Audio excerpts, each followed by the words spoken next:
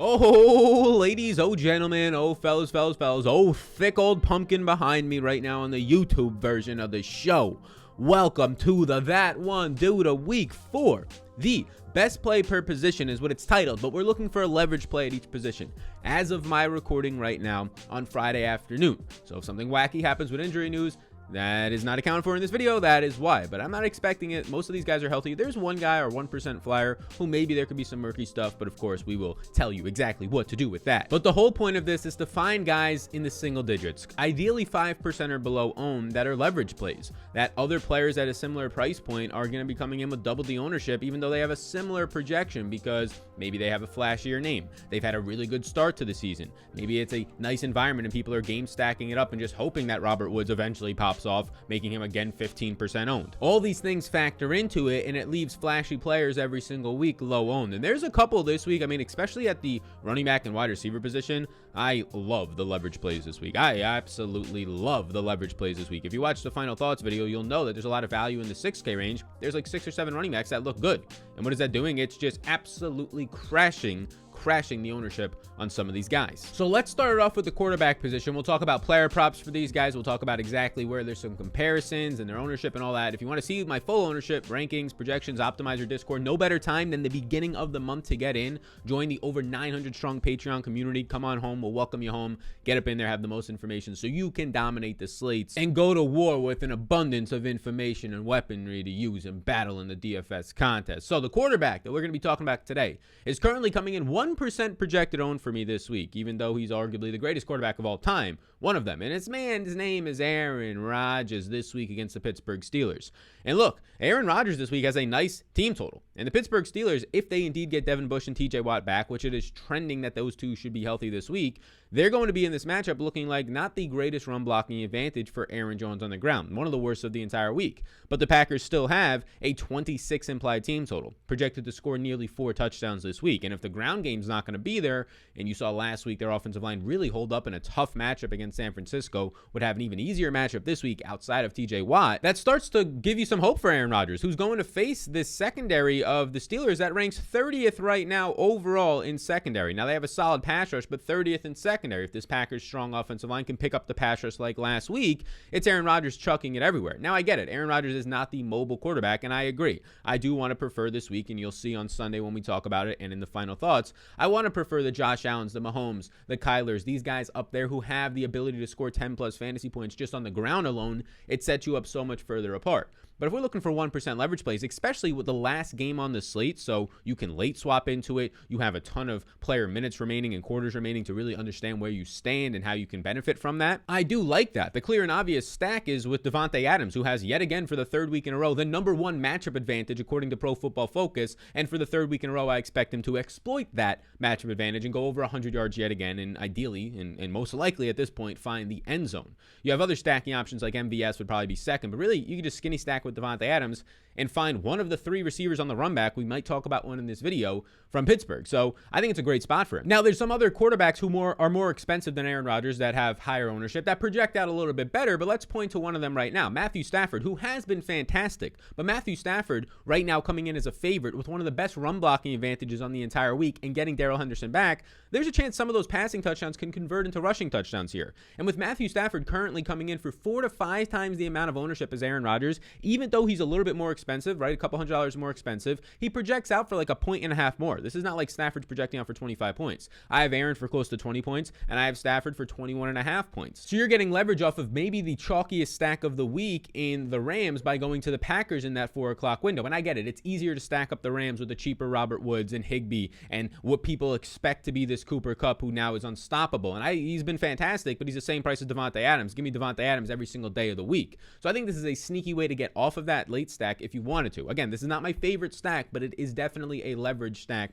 this week. And if you're looking for a player prop right now on the screen, I'm taking the over 255.5 passing yards. This beat up offensive line, might get Elkin Jenkins back this week, was able to hold up against one of the best pass rushes in Joey Bosa last week. Guys filled in and looked fantastic. The unsung heroes against that line. And now you're going to get maybe a hobbled TJ Watt at best out there and the 30th ranked secondary. Yes, give me that with Rodgers and Davante Adams all day, over 255.5 passing yards. Now you can take that over on Prize Picks. You'll get a free bet matched up to $100. Course, free, FREE. Start your month off right. Go get the free $100 bet. Take the over on Aaron Rodgers or whatever other props you like. I have all of my props in a thread over on Twitter at SalVetcherDFS. So check it out. You get your first bet match up to $100. There you go. Take the free schmacks if you use the code SAL. There's a link down below to check it out. So let's slide into the running back position now. And there's a lot of running backs in that 6K range. And Antonio Gibson is picking up double-digit ownership, and so is Swift. And so are some other guys up there. Saquon Barkley is seeming somewhat low owned right now.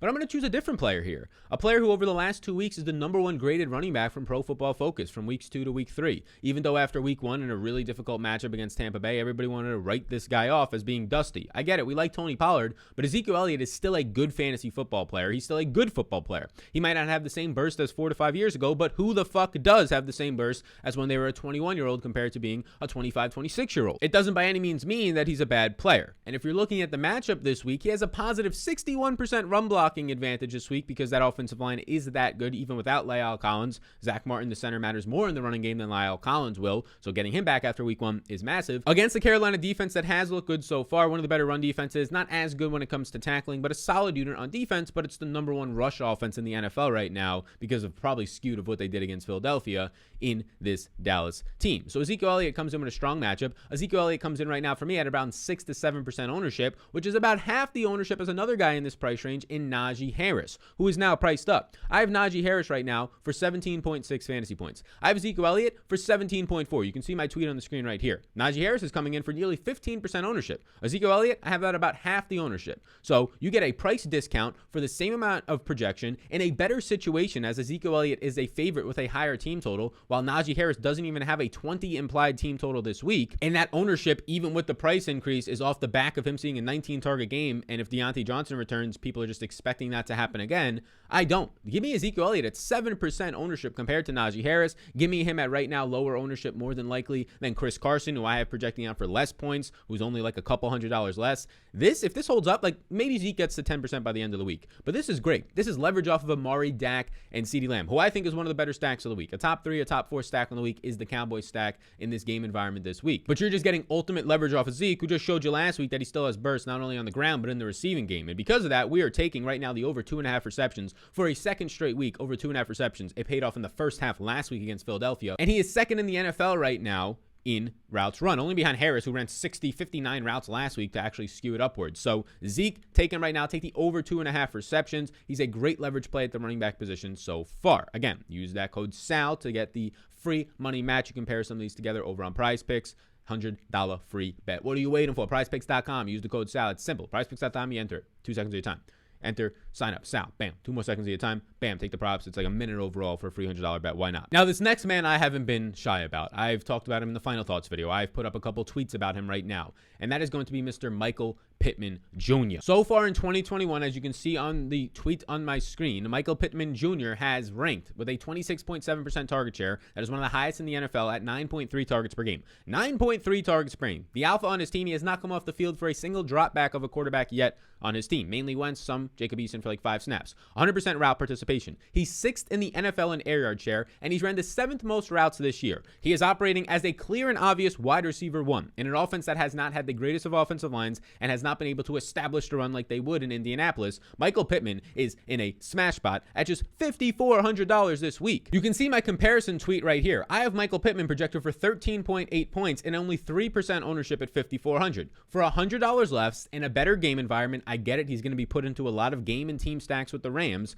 I have Robert Woods for 14.4 points and triple the ownership at 10%. So you're getting like a half a point more out of Robert Woods in projection. And the main reason why people want to own him more is because he's in these game stack environments. You can just go single stack with Cooper Kupp if you really wanted to and give me Michael Pittman to get even more different and have a higher ceiling, in my opinion, with Michael Pittman as the alpha on his team, where Robert Woods right now is operating behind Van Jefferson in both target share and routes run. So Pittman's performance, his usage, has all looked good. If Pittman scored a touchdown this year, he'd be in the $6,000 range. Like if Michael Pittman in the last 2 weeks where he's seen 10 plus targets in each of those weeks, by the way, if he scored just 1 touchdown during that time, he would not be $5,400. He'd be $6,000, and I bet his ownership would be higher. So get on him before he scores a touchdown or 2, like this week. At $5,400, he's one of my favorite plays on the entire slate, like Steph Diggs, Michael Pittman, OBJ. These guys look like great options this week, and Pittman is pretty cheap at $5,400. I am smashing the over 53.5 receiving yards number, as I have him in the upper 60s and lower 70s, depending on which site you're looking at right now on my projections. So take the over 53.5 receiving yards on Prize Picks with that free bet. Michael Pittman looks absolutely fantastic. We slide out to tight end, where naturally tight end is going to be lower, right? You're going to have lower ownership here on these tight ends outside of like 3 or 4 guys. Everybody will be 2 to 5% owned. So you're not getting much leverage here, but we're trying to find a guy who maybe will see a lot of usage, whether that's because of his skill, some injuries on his team, and also just him returning into the offense and kind of a question mark on what he looks like in this offense this year. And the guy that I'm defining here is going to be Evan Engram from the Giants, who I have projecting out right now for 4% ownership. I have Engram projecting for 7.8 fantasy points this week. So for example, if he comes in at 3 or 4% ownership, I'd expect Dalton Schultz to be double his ownership because of what Schultz did on prime time in Monday Night Football, 2 touchdown game for Dallas. And Dalton Schultz, who's now more expensive than him, I would expect Schultz to come in with 6 to 8% ownership, and I currently have Evan Engram projected for more points. We're looking like we might not have Darius Slayton or Sterling Shepard this week, and people want to maybe think that that's going to help CJ Board or Kadarius Toney or Colin Johnson, who was terrible in the preseason against actual cornerbacks, and Kadarius Toney, who's been banged up and he's a gadget player who doesn't have a high ADOT. Why not the souped up wide receiver that's just playing tight end in Evan Engram? As the reason why he's banged up is because he's basically a receiver playing tight end and getting banged up in the middle of the field left and right and being asked to block. He played 50% of the time as a wide receiver week 1. There's a lot of upside here at just $3,000, and Daniel Jones likes Evan Engram if you just go back to like the 5 or 6 games they've actually gotten to play together when both are healthy. So you're not going to get insane leverage, but he's still 3% owned. You're not going to get like insane leverage over most tight ends, like the top 3 or 4 tight ends I have projected right now for like maybe 8, 6, 10, 14% ownership. Your Kelce's of the world, your George Kittles of the world, maybe a Hawkinson gets up there. But this is a nicer option to maybe get a guy who leads his team in targets this week, coming off of a solid target game last week where he saw a top 2 target share in his team. Again, a lot of injuries, but that's going to be the case again this week for the Giants. So Evan Engram at the tight end position looks like a solid that one dude for week 4. And now let's talk about our 1% flyer play. Maybe he'll come in at 2% ownership. I currently have him around 1.5% owned. If you're still here, by the way, and I'm sure you are, hit the follow button, the subscribe button here on YouTube, and also hit the like button. Why not while you're here? Let me know in the comment section who is the one low-owned player that you're looking for. Take 2 seconds of your time and comment that. Interested to see the conversation we can get sparked up down there. But this guy's a nice run back option if you want your leverage stacks with Aaron Rodgers, running back with this Pittsburgh Steelers wide receiver who missed last week, and that's Deontay Johnson. Deontay Johnson right now missed last week. It forced a lot of targets to Mr. Najee Harris. That is going to be filtered right back to the man who is top 3 in targets since the beginning of 2019. Let me say that again. Top 3 in targets overall in the NFL is Deontay Johnson, only behind Diggs and Devontae Adams during that time, if you look at it on a per game basis. Just very quietly being a stud in the NFL.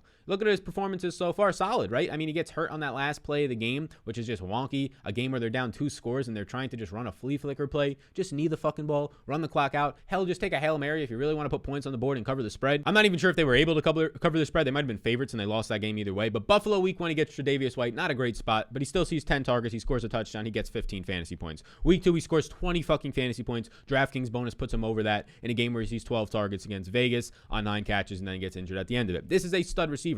Now, the reason why he's probably lower owned is the injury to an extent. The fact that in that price range at the 6K range, you have Amari Cooper at $6,000. You have DJ Moore right around him. And you have other guys that are going to be popular this week, like a CeeDee Lamb, a little bit more expensive. And then you could even look at the running back position, and he's the exact same price as DeAndre Swift, who people are going to want to play this week, right? He's in that same price range as some of those other running backs that we were just talking about. Your Saquon, your Najee Harris, your Chris Carsons. So Deontay Johnson is being forgotten about, even though the worst game he's had this year is 15 fantasy points through 2 games, and he's had an 11 target average so far. Give me that all day in the 4 o'clock window, assuming that he does indeed play so far. I mean, the comparisons for him versus other guys is a 1% Deontay Johnson versus like an 8 or 10% Chris Carson for guys that I have projected at the exact same ownership or the exact same price point this week, but a massive difference in ownership. I'm not seeing any prop bets out there right now for Deontay Johnson. I think the books are waiting, but I will be firing on Saturday or Sunday whenever they come out at the Deontay Johnson over receiving yards, because I think it's going to probably come out in the high 50s or 60s. And I'm smashing that because so far this year, the volume volume indicates that you should, and the way that they move him around the field should be enough to get away from a lot of Jair Alexander, who will probably go on Chase Claypool a good amount of the time. So there you go. That one, dude, at every single position in a 1 to 2% flyer play this week.